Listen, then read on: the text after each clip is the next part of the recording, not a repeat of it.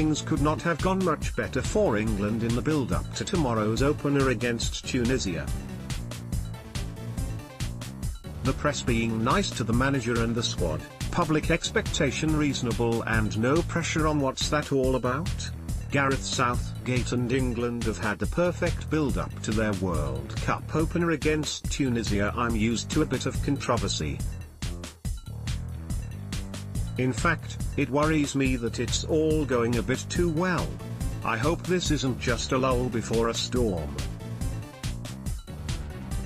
I also hope that everything being so settled and everybody so well adjusted means that we aren't a bit soft. Teams are always reflections of their manager, and this is one in Gareth Southgate's image. He is one of the good guys, who I played alongside in a back three at France '98 with him and Sol Campbell either side of me. Glenn Hoddle would have been perfect to take along to Russia. The tournament clearly left a mark on him, with his own preference for a three at the back. But I would have liked to see him take something else from that World Cup. Or, rather, someone. That someone is Glenn Hoddle. The best managerial combination I had for my country was Terry Venables with Don Howe as his seasoned assistant and Brian Robson his link to the players at Euro '96. From Russia with love, all the latest action, news, goals and gossip from the World Cup. Tony Adams reckons Hoddle would have provided invaluable insights that wise old head who has seen it all before can bring so much to the party.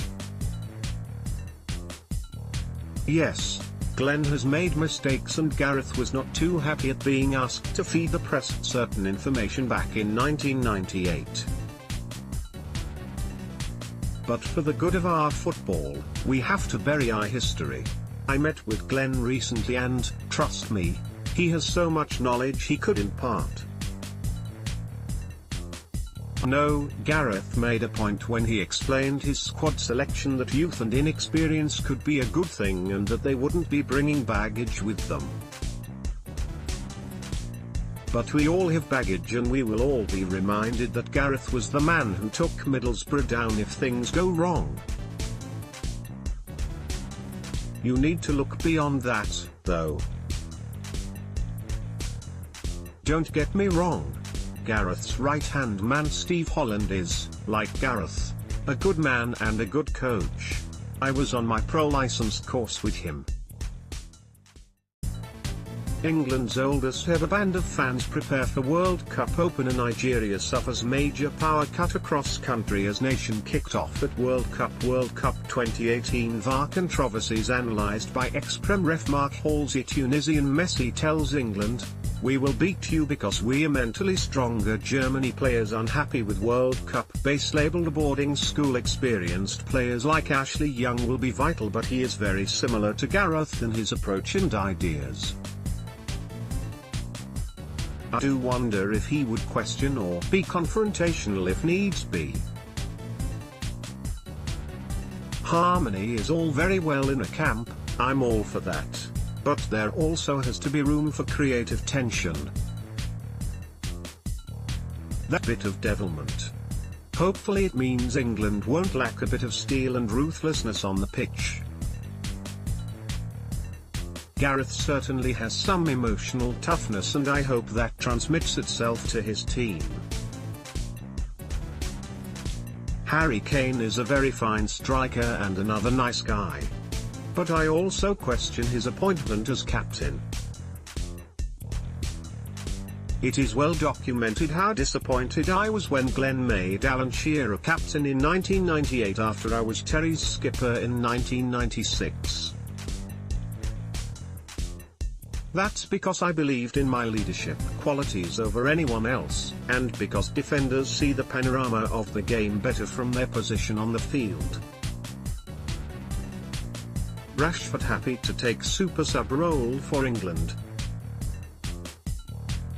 Like Owen did at France '98. Danny Rose, I knew England boss Southgate meant business when he axed Tuni. England captain Kane takes inspiration from villain to hero Beckham. England's team for Tunisia has been named, according to Fabian Delph. Dele Alli and Kyle Walker reveal. Relaxed England mood in Rapinoe camp. Phil Jones loves his belter of Panini sticker and says wife would too. Adams backs Gary Cahill to start ahead of Harry Maguire. They can pull people around, see what's going wrong and where to put it right. I got on with it and it didn't stop me still contributing what I could, both on the pitch and in the dressing room.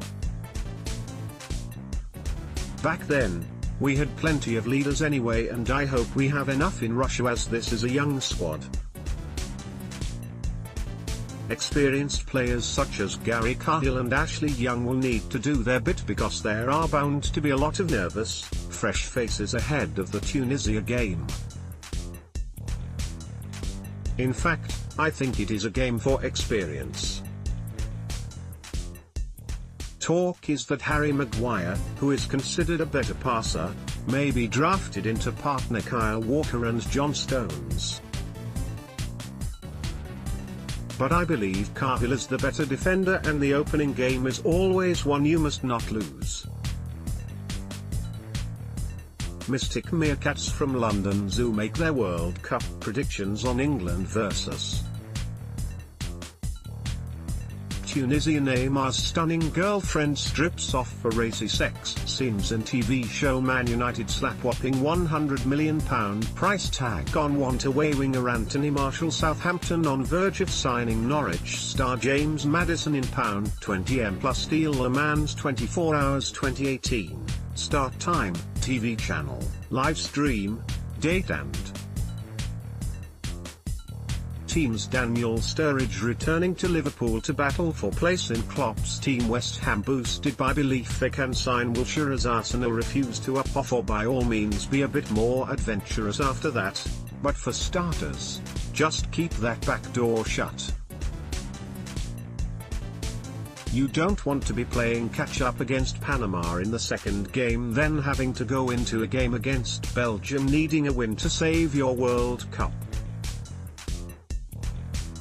The other similarity with 1998 is England's start against the same opponents. This Tunisia, though, look a far better side than the one we beat 2-0 in Marseille. And we had some wobbly moments in that. So against a team with better attacking ability, you don't want to be too bold too soon. Keep it simple and get that result that sets England off towards the quarter-finals at least.